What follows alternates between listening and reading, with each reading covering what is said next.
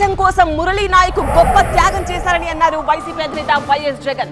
సత్యసాయి జిల్లా కళ్ళితండాకు వెళ్లి వాళ్ళ కుటుంబాన్ని పరామర్శించారు జగన్. మురళీ నాయక్ తల్లిదండ్రులను పరామర్శించారు.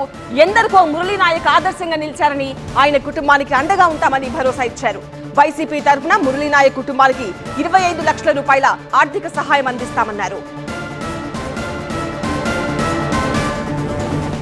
మురళీ నాయక్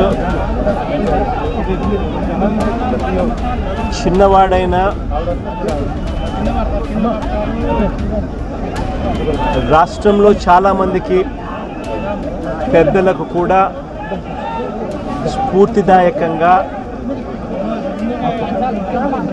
ఒక పెద్ద వ్యక్తిగా ఎదిగాడు తన చావుతో. మురళిని తేడమైతే వెనక్కి తాలేము, కానీ మురళి చేసిన త్యాగానికైతే మాత్రం ఆంధ్ర రాష్ట్రంలో ఉన్న ప్రతి ఒక్కరం కూడా మురళికి ఇప్పటికీ కూడా రుణపడే ఉంటాం. రాష్ట్ర ప్రభుత్వం మొట్టమొదటిసారిగా ఏ జవాన్ చనిపోయినా కూడా ఆ జవాన్లకు ఇటువంటి ఘటనలో ఏదైనా కానీ ప్రాణాలు కోల్పోతే, దేశం కోసం పోరాటం చేస్తూ ప్రాణాలు కోల్పోతే 50 లక్షల రూపాయలు ఇచ్చే సాంప్రదాయం మొదలుపెట్టింది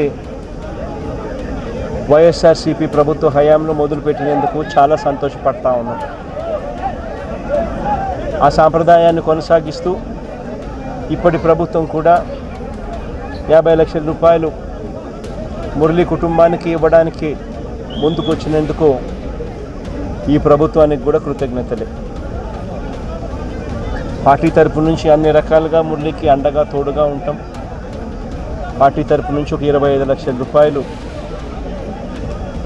వైఎస్ఆర్ కాంగ్రెస్ పార్టీ తరపు నుంచి అండగా ఉంటూ ఆ కుటుంబానికి తోడుగా ఉండే కార్యక్రమం చేస్తాం.